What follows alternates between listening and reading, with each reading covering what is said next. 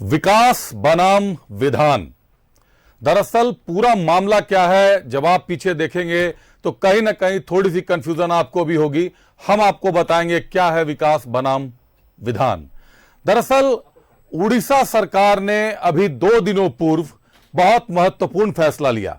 उड़ीसा सरकार ने यह फैसला लिया, नवीन पटनायक की सरकार ने यह फैसला लिया कि आदिवासियों की जमीन अब गैर आदिवासियों को भी हस्तांतरित की जा सकती है। गैर आदिवासी भी जमीन को खरीद और बेच सकेंगे, गैर आदिवासियों को भी जमीन खरीदी और बेची जाएगी। लेकिन इसमें एक बहुत महत्वपूर्ण मुद्दा जुड़ गया कि इसके लिए या तो डिप्टी कलेक्टर से परमिशन लेनी होगी और साथ ही साथ कोई भी आदिवासी अपनी पूरी जमीन को नहीं बेच सकता।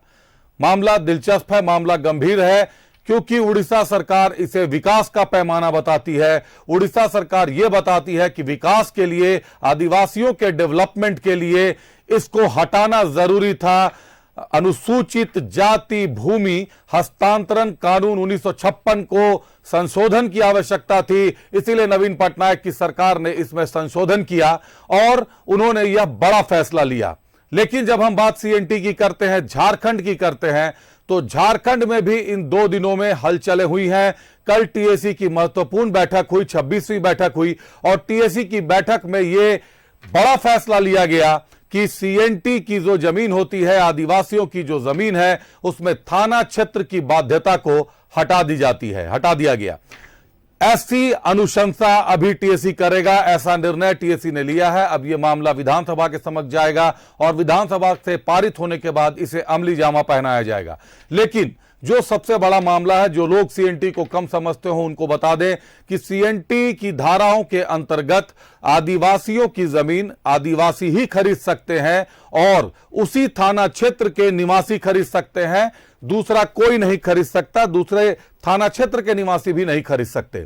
तो अगर थाना क्षेत्र की बाध्यता समाप्त हो जाती है और मामला आ जाता है कि 1950 में जितने जिले थे, झारखंड में जितने थाना थे, उन थानों के हिसाब से क्षेत्र का वर्गीकरण किया जाएगा। उन थाना क्षेत्रों के हिसाब को आधार मानकर आदिवासियों की जमीन हस्तांतरित होगी। तो यहां अब देखने के लिए यह दिलचस्प मामला हो गया है कि यह जो फैसला है अभी टीएसी का जो जाएगा सरकार के पास, इसमें क्या चुनौतियां बनेंगी, क्या इसमें आदिवासियों के लिए अवसर है। देखिए एक रिपोर्ट में आदिवासी जमीन की खरीद बिक्री कानून में संशोधन। गैर आदिवासी भी खरीद सकते हैं अब ओडिशा में जमीन। पार्सल जमीन हस्तांतरण की स्वीकृति। ओडिशा नवीन पटनायक सरकार का बड़ा फैसला। फैसले के 72 घंटे के भीतर झारखंड में भी सीएनटी पर विचार। टीएसी की बैठक में सीएनटी एक्ट की धारा 46 के तहत थानों की बाध्यता हटाई गई। अब 1950 बना सीएनटी का आधार। 1950 के जिला और थानों के आधार पर होगी आदिवासी जमीन की खरीद बिक्री। विधानसभा से पारित होने का इंतजार। झारखंड जनजातीय परामर्शदात्री परिषद यानी टीएसी की 26वीं बैठक में आदिवासियों के जमीन की खरीद बिक्री को लेकर अहम सहमति बनी। अब झारखंड में सीएनटी एक्ट के तहत जमीन खरीदने या बेचने के लिए वर्तमान थाना क्षेत्र की बाध्यता को हटाया जाएगा। इसकी जगह 26 जनवरी 1950 के समय राज्य में जो जिले और थाने थे उन्हें मान्यता दी जाएगी। इस पर टीएसी ने अपनी सहमति दी है। इस सहमति के बाद अब इससे संबंधित प्रस्ताव विधानसभा में पेश किया जाएगा, जहां स्वीकृति के पश्चात इसे लागू किया जा सकता है। पुराना जो थाना क्षेत्र है उसी को गैलेक्सी फर्नीचर मॉल से सजाए अपने सपनों का घर। रांची का एकमात्र सर्वश्रेष्ठ फर्नीचर मॉल, किफायती दाम पर बेहतरीन फर्नीचर उपलब्ध। अपने बेडरूम और ड्राइंग रूम को दे मॉडर्न लुक। फर्नीचर की खरीद पर 20% की छूट। कर लेंगे, वही रहेगा, वो बरकरार रहेगा जी। और पेशा वाले में क्या बोले कि जो सदस्य हैं वो अपनी आपत्ति लिखित दें, आपत्ति या जो भी सजेशन देना वो लिख के दें। टीएसी की बैठक के बाद जो निर्णय लिए गए हैं उसके अनुसार अब सीएनटी एक्ट के मामले में आगे क्या संभावनाएं हैं। टीएसी विधि विशेषज्ञों से राय लेकर सर्वसम्मत प्रस्ताव तैयार कर सकती है। इस प्रस्ताव को राज्य सरकार के पास भेजा जाएगा। टीएसी इस मामले को गवर्नर को नहीं भेजेगी, क्योंकि गवर्नर को टीएसी से अलग किया गया है। 5वीं अनुसूची में टीएसी के कस्टोडियन गवर्नर होते हैं, लेकिन राज्य सरकार ने नई नियमावली तैयार कर ली है। सीएनटी एक्ट में सरकार कोई संशोधन करती है तो उसे विधानसभा से पारित करना होगा। विधानसभा से पारित होने के बाद इसको अमली जामा पहनाया जा सकता है। बहुत बड़ा निर्णय भी लिया गया है आज, जो सीएनटी एक्ट में जो थाना साथ ही साथ डिस्ट्रिक्ट का जो लिमिटेशंस है लैंड परचेज और सेल में, उसको भी उसका जो दायरा है उसको बढ़ाने का हम लोगों ने कोशिश किया है। हम लोग इसको माना टीएससी में ये निर्णय किए कि 1950 में जो रेगुलेशन सीएनटी एरिया को लेकर के उसी को हम लोग आधार मानेंगे इसमें टीएससी में, इसको सार्वजनिक किया जाए। सीएनटी एक्ट में संशोधन के इस पहले पड़ाव से आदिवासियों की जमीन खरीद बिक्री का रास्ता आसान होने जा रहा है। विधानसभा द्वारा पारित होने के बाद 1950 में अविभाजित बिहार के झारखंड प्रक्षेत्र में मौजूद थाना क्षेत्रों के निवासी संबंधित थाना क्षेत्रों में जमीन खरीद बिक्री कर सकेंगे, लेकिन अभी इस राह में चुनौतियां भी बहुत हैं। 1950 के आवासीय प्रमाण से संबंधित दस्तावेजों की आवश्यकता पड़ सकती है या खतियान को आधार मानकर थाना क्षेत्रों का निवासी माना जाएगा। यह एक बड़ा सवाल भी खड़ा हो गया है।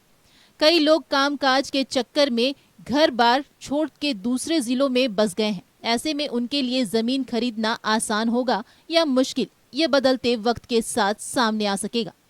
Bureau report, news 11 Bharat.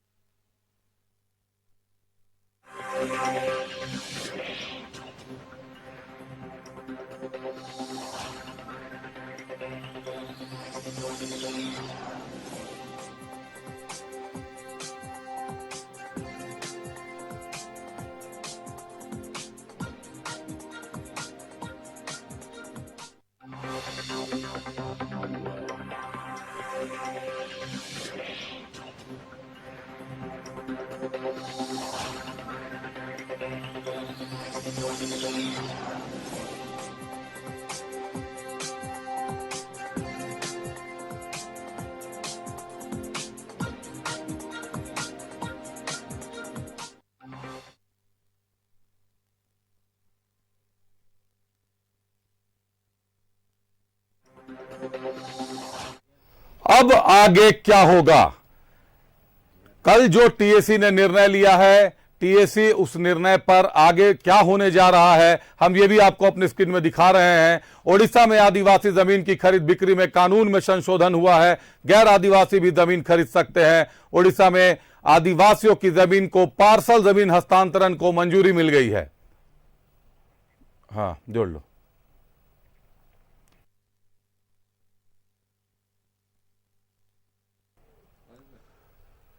मामला रोचक है। सीएनटी के साथ छेड़छाड़ को लेकर हमेशा सरकार गंभीर रही है। सरकारों ने हमेशा इसका विरोध किया है। कोई भी मुखर होकर यह नहीं कहता कि सीएनटी के चलते विकास में कहीं बाधा उत्पन्न हो रही है। लेकिन अगर उड़ीसा सरकार ने यह निर्णय ले लिया और उड़ीसा सरकार ने यह निर्णय दे दिया कि वहां पर आदिवासियों की जमीन को हस्तांतरित करने में जो समस्याएं आ रही थी उसको तत्काल प्रभाव से हटाया जाए और डीसी की अनुमति से वहां पर जमीन का हस्तांतरण किया जा सकता है। हाँ, उसमें एक कॉस्ट जरूर जुड़ गया है कि पार्सल जमीन का हस्तांतरण होगा और अब इसको लेकर झारखंड में भी तरह तरह के कयास लगाए जा रहे हैं। हालांकि इस मामले में जब हमने विशेषज्ञों से बात की तो उन्होंने कहा अब इस पर बात हुई है, टीएसी के सदस्य जो है अभी इस पर अपना विचार देंगे, बहुमत से यह पास होगा, उसके बाद इसको लेकर कोई बड़ा निर्णय हो सकता है। बहरहाल सबसे पहले हम स्वागत करते हैं अपने दर्शकों का। स्वागत है आप सभी का। आप देख रहे हैं न्यूज़ 11 भारत स्पेशल। मैं हूं अभिषेक सिन्हा आपके साथ। अब हम स्वागत करते हैं अपने अतिथियों का। आज हमारे साथ बतौर अतिथि जुड़ रहे हैं भाजपा के प्रदेश प्रवक्ता प्रतुल शाहदेव जी और हमारे साथ जुड़े हुए हैं राजेश जी, हमारे सहयोगी हैं। राजेश जी भी हमारे साथ जुड़े रहेंगे। शुरू करते हैं चर्चा प्रतुल शाहदेव जी के साथ। प्रतुल शाहदेव, सीएनटी को लेकर टीएसी ने कल एक बड़ा बयान दे दिया है। कल वहां स्टीफन मरांडी और मुख्यमंत्री ने भी यह कहा कि थाना क्षेत्र की बाध्यता को समाप्त करने का लगभग निर्णय लिया जा चुका है। अब मांगा गया है सभी सदस्यों से सुझाव और इसको अमली जामा पहनाने की तैयारी की जा रही है। थाना क्षेत्रों का विस्तार अगर होता है 1950 के अनुसार, अगर 7 जिलों में उस समय जो सूचनाएं हैं कि उस समय झारखंड प्रक्षेत्र में जितने जिला आ रहे हैं केवल 7 जिला उस समय थे, तो निश्चित तौर पर थानों की संख्या भी काफी घट जाएगी और थाना क्षेत्र बड़े हो जाएंगे। ऐसे में यह निर्णय आदिवासियों के लिए कितना हितकारी होगा? प्रतुल। अभिषेक जी, सबसे पहले तो मैं आपसे थोड़ा सा समय का मोहलत चाहने को चाहूंगा, क्योंकि ये बहुत ही सेंसिटिव इशू है और आपको समझना चाहिए कि जो ट्राइबल एडवाइजरी काउंसिल का गठन माननीय मुख्यमंत्री हेमंत सोरेन की सरकार ने किया है वो क्यों असंवैधानिक है, क्यों इसे हम कानून सम्मत नहीं मानते हैं। देखिए, मैं कॉन्स्टिट्यूशन के पेजेस को पढ़ रहा हूं, इसलिए मैंने आपसे 1-2 मिनट की मोहलत मांगी कि आर्टिकल 244(1) संविधान का साफ कहता है कि schedule areas mean such areas as president may order to declare to be schedule area, यानी राष्ट्रपति जिन एरियाओं को अधिसूचित करेंगे वो एरिया अधिसूचित एरिया होगा। और इसके एक सब क्लॉज में है कि with the governor of the state concern make fresh orders redefining the area which are to be schedule area, यानी वो राज्यपाल के सलाह पर वो अगर एरियाज को रीडिफाइन करना है तो करेंगे। देखिए, राज्यपाल की शक्तियां कितनी थी और इस सरकार ने क्या किया, पहले आपको यह बता दें, इस सरकार ने विधानसभा से एक गैर कानूनी कानून पारित करके गवर्नर को टीएसी से हटा दिया, उनके रूल बनाने की शक्तियां हटा दी जो बाबा भीमराव अंबेडकर जी के संविधान में था। और देखिए, 5th शेड्यूल संविधान का, जिसको आदिवासी क्षेत्रों में जिसे 5th शेड्यूल एरिया से पेशा कानून के तहत गवर्नेंस होता है, 5th शेड्यूल का पैरा 4 में यह साफ लिखा है कि the president so directs there will be established a tribally advisory council in the state having scheduled tribe, और प्रेसिडेंट के रिप्रेजेंटेटिव गवर्नर होते हैं। इसमें और आगे क्लियर किया जाता है Abhishek ji, the governor may make rules pertaining और regulating the number of members of the council, the mode of their appointment and the appointment of the chairman of the council. यानी राज्यपाल को स्पेशल पावर्स दिए गए थे शेड्यूल एरिया में संविधान में, और इस सरकार ने क्या किया, इस सरकार ने अमेंडमेंट लाकर राज्यपाल की वो शक्तियां हटा दी और जबरदस्ती एक गैर कानूनी कानून पारित करा दिया, जिसकी हाईकोर्ट की फुल कॉन्स्टिट्यूशनल बेंच फिलहाल समीक्षा कर रही है। हम इसे गैर संवैधानिक क्यों कह रहे हैं, क्योंकि संविधान की मूलभूत भावना के विपरीत सुप्रीम कोर्ट ने माना है कि अगर कोई भी कानून स्टेट लेजिस्लेचर पास करता है तो वो गैर संवैधानिक होता है। और यहां तो साफ लिखा है कि ये जो ट्राइबल एडवाइजरी काउंसिल है उसके चेयरमैन, उसके सदस्यों की नियुक्ति का अधिकार जो है वो राज्यपाल को होगा, और राज्यपाल ऐसे भी 5th शेड्यूल एरियाज के custodian of the tribal customary laws माने जाते हैं। परंतु इस सरकार ने क्या किया, अपनी मनमानी करने के लिए अभी जो इन्होंने कानून पास कराया, बड़ा इंटरेस्टिंग टॉपिक आपने उठाया कि इस प्रदेश के किस बड़े जमींदार को यह थाना क्षेत्र की बाध्यता खत्म होने से फायदा होगा, वो हम बाद में आएंगे। लेकिन सबसे पहले तो ट्राइबल एडवाइजरी काउंसिल जो बना है यह गैर संवैधानिक है, इसकी मान्यता को भाजपा बिल्कुल स्वीकार नहीं करती। यह matter under challenge in court है, और यह बड़ी आश्चर्य की बात है कि जिस तरीके से आदिवासी हितों की रक्षा की बात करने वाली यह सरकार थी, उसने एक गैर संवैधानिक संकल्प क्यों पारित करा दिया, कानून क्यों बना दिया। साहब, गवर्नर को स्पेशल पावर्स होते हैं। देखिए, गवर्नर ऐसे फिगर हेड होते हैं सारे स्टेट्स में, लेकिन जो 8 स्टेट है जो ट्राइबल डोमिनेटेड एरियाज हैं, जिनमें छत्तीसगढ़, मध्य प्रदेश, झारखंड और तमाम तेलंगाना, आंध्र प्रदेश की बात करें तो वहां गवर्नर को स्पेशल पावर्स दिए गए। यह संविधान की बात मैं कोट कर रहा हूं, यह संविधान का 5th शेड्यूल जिससे पेशा कानून लागू है उसके पैराग्राफ 4 में साफ लिखा है कि राज्यपाल जो है वो ट्राइबल एडवाइजरी काउंसिल के सारे सदस्य, जिसमें चेयरमैन भी है, उसकी नियुक्ति करेंगे। इस राज्य सरकार ने क्या प्रतुल जी, राज्य सरकार ने वो शक्तियां छीन कर, प्रतुल जी आपकी बात हमने सुन ली। हम ये भी समझ गया कि मामला अभी हाईकोर्ट में लंबित है और इस जो मामला अंडर ट्रायल हो गया है, मामला ट्रायल में चला गया है, तो उस पर हम अभी चर्चा नहीं करेंगे। लेकिन आपसे एक चीज जरूर पूछेंगे कि सीएनटी में ढिलाई को लेकर कवायद तो काफी पहले से चल रही थी, लेकिन प्रधानमंत्री नरेंद्र मोदी के झारखंड आगमन के साथ ही और बिरसा मुंडा की धरती उलिहातू जाने के 24 घंटे के अंदर अंदर टीएसी यह बड़ा निर्णय लेती है। आखिर यह निर्णय कल्याणकारी या राजनीति? कल्याणकारी है, बहुत कल्याणकारी है। किसका कल्याण होगा यह मैं आपको थोड़ी देर में समझा दूंगा। देखिए, सीएनटी को लोग समझते हैं कि 1908 में लागू हुआ, लेकिन इसकी परिकल्पना 1833 में हुई थी और भुंजरी जमीन की जो कल्पना है वो 1869 में जोड़ दिया गया। उसके बाद 1879, 1903 और 1908 में सीएनटी कानून में संशोधन हुआ और जो मौजूदा फॉर्म है वो सीएनटी एक्ट 1908 का दिया जाता है। और देखिए अभिषेक जी, बड़ा इंटरेस्टिंग पॉइंट आपने उठाया कि ये कल्याणकारी क्यों है। देखिए, जो संशोधन हुआ था उसमें साफ था कि थाना स्तर जो आ गया था, यहां मैं आपके दर्शकों को बता दूं, आप तो इस बात को अच्छे से समझते हैं कि हम थाना की जब भी बाध्यता की बात करते हैं तो वो पुलिस थाना नहीं होता, वो रेवेन्यू थाना होता है। यानी जो राजस्व वसूली का थाना होता है, एक राजस्व वसूली का थाना लगभग जिस समय आजादी हुई थी 1 जिले के बराबर था वर्तमान का। तो उसे पुलिस थाने से कंफ्यूज ना करें, उसके 10 गुना आकार का राजस्व थाना हुआ करता था। तो उस समय सीएनटी में परिकल्पना की गई थी कि जो ट्राइबल्स होंगे, वो जो संविधान संशोधन धारा 46 को पदस्थापित करके नए तरीके से लाया गया था, फिर भी इसमें एसटी जमीन को सिर्फ थाना स्तर पर खरीद बिक्री का इसमें स्कोप रखा गया था। तो आज ये छेड़छाड़ करने की कोशिश क्यों हो रही है? आखिर कौन इस प्रदेश का वो बड़ा नेता है जिसके हर एक जिले में जमीन है, जिसके परिजनों के हर एक जिले में जमीन है? भाई, इसके लिए रॉकेट साइंस की आवश्यकता नहीं है। माननीय मुख्यमंत्री जी है, जिनके परिजनों का गिरिडीह से लेकर पता नहीं कितने रांची में, और आप दुमका की बात करें, धनबाद की बात करें, जिन जिलों का जिक्र करें, इनके परिजनों के पास काफी संपत्ति है और ये सब थाना क्षेत्र की बाध्यता के तहत ये गैर कानूनी है। तो जैसे ही ये टीएसी का संकल्प लागू होगा, टीएसी ये संशोधन कैबिनेट को भेजेगी, कैबिनेट इस सारी जामा पहनाकर इसे विधानसभा से पारित कराएगी, तो टीएसी को हम अभी भी गैर संवैधानिक मानते हैं, लेकिन कुछ समय के लिए ऐसा होगा कि मुख्यमंत्री जी ने जितनी संपत्ति खरीदी है सब कानूनन रूप से सही हो जाएगी। तो कल्याणकारी तो है, आम आदिवासी के लिए नहीं। प्रतुल जी कह रहे हैं कि मुख्यमंत्री राज्य के सबसे बड़े जमींदार हैं, उनके पास कई जगह पर जमीन है और कहीं ना कहीं ये जो निर्णय टीएसी ले रही है या थाना क्षेत्रों के विस्तार की बाध्यता को जो खत्म करने की बात है, वो सीधे सीधे उसके भी तार मुख्यमंत्री से जुड़ रहे हैं। हम रुक करते हैं हमारे सहयोगी और एक्सपर्ट इस मामले के राजेश जी के। राजेश जी, आप तक आवाज आ रही है? राजेश, आपसे पहला सवाल यह जानना चाहेंगे कि उड़ीसा सरकार ने आदिवासियों के जमीन हस्तांतरण पर लगे प्रतिबंध को विकास में बाधक बताया और इसे हटा दिया, लेकिन झारखंड में विकास के लिए सीएनटी को ही पैमाना माना जाता है। आप इससे कहां तक सहमत और क्या कहते हैं इस बारे में? देखिए, झारखंड के जो 27-28% आबादी है जनजातियों की, उनके लिए यही जल जंगल जमीन ही मिल्कियत है। और स्वभावतः बहुत ऐसे उदाहरण हैं जिन्होंने जमीन बेचे, वो कहीं के नहीं रहे और पैसा भी चला गया गाहे बगाहे। इसलिए ये कानून जो है एक कवच की तरह उनके लिए रहा है। और हमेशा आप देखें कि रघुवर सरकार में भी इसमें कुछ संशोधन के प्रस्ताव किए गए थे। आपको पता होगा कि राजभवन से इसे लौटा दिया गया था, उसमें खूब राजनीति हुई थी।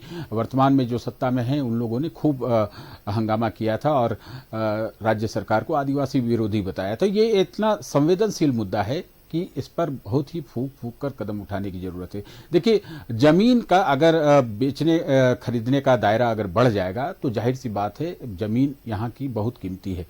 ये और कहीं की भी है, न कि रांची की बल्कि पूरे झारखंड की और भी दूसरे स्टेट्स की जमीन आज सोने के भाव बिकती है।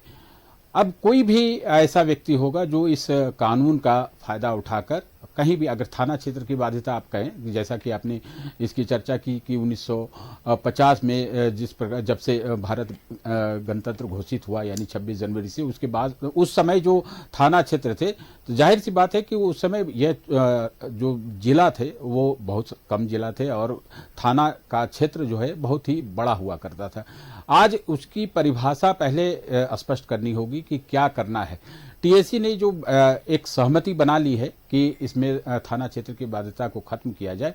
आपको पता होगा कि सीएनटी के साथ साथ इसमें आदिवासियों के साथ साथ इसमें ओबीसी का भी प्रावधान है। 1967 में पटना राजेश जी, आपसे ये जानना चाहेंगे कि केवल थाना क्षेत्र की बाध्यता को खत्म करने से आदिवासियों को कौन सा लाभ होगा, क्या हित होगा उनका? बिल्कुल, मैं कह रहा हूं कि ये अन्य कम्युनिटी के लिए भी है। तो आदिवासियों के लिए ये एक कवच की तरह रहा है और आदिवासी समाज के विकास के लिए अगर ये कहा जा रहा है कि उनके पास जमीन है लेकिन उनके पास पैसे नहीं है, वो उसे डेवलप नहीं कर सकते और बहुत ही मुफलिसी में जी रहे हैं। जमीन का ऐसा क्या फायदा? देखिए, इसके पीछे जो थॉट्स यह है कि आदिवासी के पास जमीन बहुत है लेकिन वो इसको बेच नहीं सकते, जिस कारण से उनके पास ये पैसे नहीं आ पाते और वो अपना विकास नहीं कर। आदिवासी समाज के लिए भारत सरकार ने और राज्य सरकार ने कई ऐसी योजनाएं चलाई है, चाहे वो किसी भी सेक्टर में हो, उसके लिए अनेक योजनाएं हैं जो वो उनका कल्याण हो सके, उनका विकास हो सके। जमीन के साथ प्रतुल जी, राजेश कह रहे हैं कि सीएनटी आदिवासियों की जमीन के लिए एक कवच का काम कर रही है। क्या वास्तव में सीएनटी आदिवासियों के लिए कवच का काम कर रही है? इससे लाभ आदिवासियों को हो रहा है? अगर हो रहा है तो कैसे? या आप ये मानते हैं कि सीएनटी का लाभ आदिवासियों से ज्यादा भूमाफियाओं को हो रहा है सादा पट्टा के नाम पर? प्रतुल जी। अभिषेक जी, इस पर व्यापक चर्चा की आवश्यकता है। मुझे लगता है समाज के सभी वर्गों को एक साथ बैठाकर इस पर व्यापक चर्चा छेड़नी चाहिए, तब कोई निष्कर्ष निकले। यहां बैठकर मुझे लगता है कोई विचार व्यक्त करना उचित नहीं होगा। लेकिन देखिए, एक बात तो मैं आपको कहूंगा, जैसा आपने बिल्कुल सही कहा, 1950 में जब सीएनटी मौजूदा प्रारूप में लागू हुआ था, 1908 में लाके लागू हुआ था, तो उस समय सिर्फ झारखंड में 7 जिले थे। रांची था, धनबाद था, हजारीबाग था, सिंहभूम था, मानभूम था, पूरा संथाल परगना एक जिला था और हजारीबाग था। तो सिर्फ 7 जिले थे। और मैं फिर से रिपीट करता हूं, जो दर्शक आपके बाद में जुड़ रहे होंगे, कि जो थाना क्षेत्र की बाध्यता की बात होती है वो पुलिस थाना नहीं, रेवेन्यू थाना होते हैं, जो आज के कम से कम एक जिले के बराबर होते हैं। और इससे सिर्फ और सिर्फ जो भू माफिया हैं, अभी जो ये संशोधन का प्रस्ताव लेकर आए हैं, हालांकि हमने इसे टीएससी को गैर संवैधानिक माना है, गैर कानूनी माना है, तो इसके निर्णय को भी हम गैर कानूनी मानते हैं। लेकिन अगर 1 मिनट के लिए इनके निर्णय पर चर्चा भी कर ले, तो इससे माननीय मुख्यमंत्री जी, जिसे हमें प्रदेश के सबसे बड़े जमींदार के रूप में स्वीकार करने में कोई अतिशयोक्ति नहीं होगी, सिर्फ उनको फायदा होगा सबसे ज्यादा, क्योंकि सबसे ज्यादा संथाल परगना से लेकर कोल्हान तक रांची में जितनी जमीनें उस परिवार की हैं, किसी दूसरे आदिवासी परिवार की नहीं है। और जैसे थाना क्षेत्र की बाध्यता को छोड़कर इन्होंने ये जमीनें खरीदी थी, तो जैसे ये थाना क्षेत्र की बाध्यता समाप्त हो जाएगी, तो ये जितनी गैर कानूनी जमीनें इन्होंने खरीदी है, और ये आप देखिए ये पुराने समय से इसे लागू करेंगे, तो जैसे ही ये बाध्यता समाप्त होगी, इनके सारे जमीन कुछ समय के लिए कानूनन हो जाएंगे। हालांकि संवैधानिक एक आपने पॉइंट करने वाली बात कह दी, पुराने समय से लागू करेंगे, मतलब आप ये कहना चाह रहे हैं कि अगर इस नियम को कानून में लाया जाता है, संशोधन किया जाता है, तो इसे पहले से ही प्रभावी माना जाएगा, सालों पहले प्रभावी माना जाएगा इसे? देखिए, जिस दिन से ये सरकार नोटिफिकेशन करेगी कि फलना कट ऑफ डेट है, जैसे स्थानीय नियोजन नीति में जो कट ऑफ डेट होता है, ये कहेंगे कि नहीं भाई 1960 के बाद जो भी इस थाने के बाहर का जमीन खरीदा गया वो सब कानूनन सही है, सही हो जाएगा साहब। और जितना मुख्यमंत्री जी का गैर कानूनी संपत्ति है सब कानूनन सही हो जाएगा कुछ देर के लिए, क्योंकि टीएससी पे फिलहाल फैसला उच्च न्यायालय को लेना, और मुझे लगता है यह मामला फाइनली सर्वोच्च न्यायालय तक जाएगा, क्योंकि ट्राइबलों की अस्मिता से जुड़ा मामला था। जी, भाजपा का इसमें अगला स्टेप क्या होगा? आप कह रहे हैं आप टीएससी को गैर कानूनी मानते हैं, मामला उच्च न्यायालय में है, अगर यह निर्णय लेकर टीएससी आगे बढ़ती है, इस मामले को लेकर स्टीफन मरांडी की कमेटी को भी 1 साल का और समय दिया गया है, उन्हें जांच कर रिपोर्ट सौंपनी है, भाजपा का अगला स्टेप सीएनटी को लेकर क्या होगा? प्रतुल जी। देखिए, सीएनटी को लेकर हमारा स्पष्ट बिल्कुल साफ है। थाना क्षेत्र की बाध्यता को आखिर क्यों समाप्त करने की इतनी हड़बड़ी है? भाई, जिस समय रघुवर दास जी के समय में जहां पना उस समय विपक्ष के नेता थे, तो उस समय इनका नजरिया कुछ और था। हमारी सरकार ने क्या कहा था कि सिर्फ स्कूल के लिए, रेलवे लाइन के लिए, डैम के लिए, सरकारी डैम के लिए, सरकारी विद्यालयों के लिए, महाविद्यालयों के लिए सीएनटी के प्रक्रिया को थोड़ा आसान किया था जमीन लेने की। उस पर जहां पना और उनकी पार्टी ने पूरा बखेड़ा खड़ा किया, लेकिन 70 में आते नजरिया ही बदल गया अभिषेक जी। तो फिलहाल उच्च न्यायालय के निर्णय का इंतजार है। जैसे ही टीएससी गैर संवैधानिक घोषित होगा, और फिलहाल मामला विचाराधीन है, तो हम इस पे अपना जजमेंट नहीं सुना सकते, लेकिन संविधान की मैंने आपको स्पिरिट को पढ़कर सुना दिया कि बाबा साहब के संविधान में यह स्पष्ट वर्णित है आर्टिकल 244(1) में कि प्रेसिडेंट बनाएंगे शेड्यूल एरियाज के डेफिनेशन को, और गवर्नर जो है शेड्यूल 5 के पैरा 4 में लिखा है कि वो टीएसी के चेयरमैन और मेंबर्स की नियुक्ति करेंगे। इस सरकार ने संशोधन करके गवर्नर से अधिकार छीन लिया, यानी संविधान की जो मूलभूत स्पिरिट है उसके खिलाफ ये सरकार चली गई। और क्यों? सिर्फ माननीय मुख्यमंत्री जी के जितने गलत तरीके से खरीदे गए जमीन है उनको कानूनी रूप पर पहनाने के लिए। और याद रखिएगा अभिषेक जी, मैं फिर से आज आपके चैनल में बड़ी जिम्मेवारी से कह रहा हूं कि ये जब भी लागू करेंगे ये बैकडेट से लागू करेंगे ताकि ये सारे जमीन लीगल हो जाए। तो प्रतुल जी ने दावा कर दिया है कि ये सारी साजिश जो है इसके सूत्रधार कोई और हैं और ये सिर्फ इसलिए किया जा रहा है क्योंकि राज्य के सबसे बड़े जमींदार को अपनी जमीन बचानी है। प्रतुल बता रहे हैं और ये बात सच भी है कि टीएसी के 5वीं अनुसूचित क्षेत्र में टीएसी के कस्टोडियन गवर्नर होते हैं, लेकिन यहां झारखंड सरकार ने विधेयक पारित कर गवर्नर की भूमिका को खत्म कर दिया है। अब सीएनटी में कोई भी संशोधन विधानसभा कर सकती है। प्रतुल जी, हमारे साथ जुड़ने के लिए आपका धन्यवाद, आपका आभार। और हम अब एक बार फिर रुख करेंगे अपने सहयोगी राजेश का। राजेश जी, उड़ीसा सरकार ने फैसला लिया कि आदिवासियों के जमीन हस्तांतरण को जितना भी प्रतिबंध से हटाया जाए वो विकास के लिए उचित होगा। क्या आपको क्या लगता है झारखंड के लिए आज सीएनटी शहरी क्षेत्र में अगर हम कम से कम बात करें तो कितनी प्रभावी है और क्या यह आवश्यक रह गई है अब झारखंड के लिए, रांची के लिए? देखिए, जैसा कि मैंने पहले भी कहा कि सीएनटी कानून बनाने के पीछे जो मंशा थी, ठीक है, अंग्रेजों ने बनाई थी, लेकिन उस परव्यू में जो भी लोग आते हैं जैसे एससी हैं, एसटी हैं, एससी हैं, वो उन लोगों को एक संरक्षण प्राप्त होता था कि वो जमीन को नहीं बेच पाए, क्योंकि उसमें महाजनी व्यवस्था थी और जो दबंग होते थे, जो पैसे वाले होते थे, वो गरीबों को किसी न किसी तरीके से उनकी जमीन लिखवा लेते थे, पट्टा लिखवा लेते थे, जिससे उनकी जमीन चली जाती थी।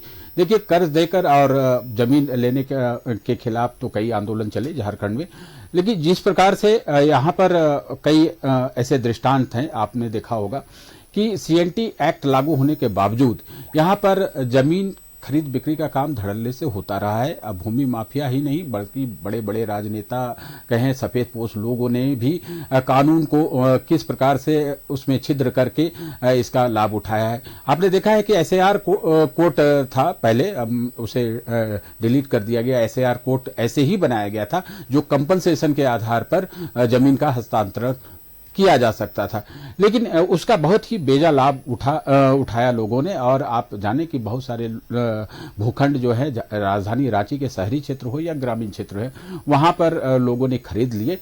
जहां तक उड़ीसा सरकार की बात है, उड़ीसा सरकार देखिए झारखंड की जो भौगोलिक टोपोग्राफी है और यहाँ की जो सामाजिक व्यवस्था है और खासतौर पर जनजातीय समाज की जो सामाजिक व्यवस्था है वो थोड़ा सा अंतर है। वहाँ के लोग थोड़ा सा डिफरेंट माने जाते हैं।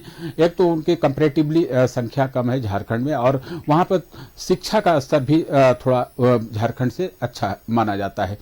वहाँ पर रहन सहन भी अच्छा है। लोग सरकार ने अभी ये प्रस्ताव वहाँ किया है कि पार्शियली कोई बेच सकता है। अब पार्शियली बेच सकता है, इसका मतलब है सरकार ये मानती है कि कोई अगर पूर्ण अगर छूट दे दी जाए तो लोग जमीन को बेच देंगे और फिर वो भूमिहीन हो जाएंगे। इसलिए एक विकास के लिए अगर किसी को मान लीजिए 100 एकड़ जमीन है और वह चाहे तो उसका 20% जमीन बेच सकता है और उस पैसे से वो अपना कोई डेवलपमेंट काम कर सकता है, कोई प्रोजेक्ट लगा सकता है। निश्चित तौर पर राजेश, आप बिल्कुल ठीक कह रहे हैं। उड़ीसा की स्थिति अलग है, झारखंड की स्थिति अलग है, और झारखंड में जिस तरह से आदिवासियों की जमीन को सादा पट्टा से बेचा जा रहा है, कब्जा किया जा रहा है, कहीं ना कहीं हम ये कह सकते हैं कि आज भी झारखंड में जमींदारी प्रथा वैसी ही चल रही है। बहुत धन्यवाद राजेश हमारे साथ जुड़ने के लिए आपका। मामला यहां पर यह हो गया है कि सीएनटी में ढिलाई को लेकर एक छोटा सा स्टेप लेती है टीएसी और उसके बाद शुरू होता है विवाद कि आखिर क्यों यह ढिलाई की जा रही है। आखिर इतने दिनों से सीएनटी पर विवाद चल रहा था, सीएनटी में सुधार को लेकर कवायद चल रही थी, बावजूद उसके प्रधानमंत्री नरेंद्र मोदी के झारखंड और रांची आगमन के 24 घंटे बाद ही आखिर क्यों इस पर निर्णय लिया गया, क्यों इसको अमली जामा पहनाने की कवायद शुरू हो गई। निश्चित तौर पर जिस हिसाब से झारखंड में ईडी की दबिश है, जिस हिसाब से हर मामले पर ईडी की नजर धीरे धीरे पड़ती जा रही है, चाहे मामला खनन से जुड़ा हो, चाहे मामला बालू से जुड़ा हो, चाहे मामला शराब से जुड़ा हो, चाहे मामला जमीन से जुड़ा हो, कहीं ना कहीं ये जो पूरा प्रकरण है वो जांच की जद में आने की स्थिति में आ गया है। अभी भाजपा के प्रवक्ता प्रतुल शाहदेव हमारे साथ जुड़े हुए थे और उन्होंने ये साफ कर दिया है कि चूंकि टीएससी को ही गैर संवैधानिक माना जा रहा है और यह मामला अभी हाईकोर्ट में लंबित है, तो टीएससी के लिए गए निर्णय को कितना न्याय के हित में माना जाए और कितना न्यायिक माना जाए, अभी इस पर चर्चा करनी बाकी है। जब तक हाईकोर्ट का निर्णय ना आ जाए तब तक कुछ भी कहना मुश्किल होगा। बहरहाल इस पर तो चर्चा होती रहेगी, लेकिन जहां तक बात होती है आदिवासियों की जमीन की, तो कहीं ना कहीं मामला एक बार फिर पेच में उलझ गया है। और यह कट ऑफ डेट 1950 का क्यों रखा गया, यह एक बड़ा सवाल है, क्योंकि हमारा संविधान उस दिन से लागू हुआ था 26 जनवरी 1950 से, तो एक वो कारण है कि उस डेट को कट ऑफ डेट माना गया है। लेकिन उस समय झारखंड अविभाजित था, बिहार अविभाजित था, झारखंड का गठन नहीं हुआ था। बिहार में झारखंड के केवल 7 जिले आते थे, झारखंड प्रक्षेत्र के। उन 7 जिलों में थानों की क्या स्थिति थी, रेवेन्यू थाना की बात हो रही है, थाना में कितना क्षेत्र आता था, उसका अब आवासीय प्रमाण पत्र किसके पास होगा। कई लोग ऐसे हैं जो अपना जगह जमीन अपनी बेचकर दूसरे जगह पर चले गए हैं, वो प्रमाण पत्र कहां से लाएंगे। ऐसी कई चुनौतियां हैं जिसका सामना लोगों को भी करना होगा और खामियाजा सरकार तक भी पहुंचेगा। बहरहाल जो मामला आकर अटका है उस पर चर्चा जारी रहेगी कि आखिर यह प्रभावी कब से होगा। अगर इसको सरकार अमली जामा भी पहनाती है, अगर विधानसभा से इसको पारित किया जाता है कि सीएनटी एक्ट की धारा 46 के अंतर्गत थाना के अधिकार क्षेत्र को, विस्तार क्षेत्र को थाना के निरस्त किया जाएगा और 1950 के थानों को उसका आधार माना जाएगा, तो इसका लाभ किसको होगा और इसे क्यों माना जाएगा कि आखिर प्रभावी कब से होगा, ये किस डेट से प्रभावशाली माना जाएगा, कट ऑफ डेट क्या तय होता है, इस पर नजर बनी रहेगी। हमारी भी नजर बनाए रखिएगा आप भी। आज के विशेष में मेरे साथ बस इतना ही।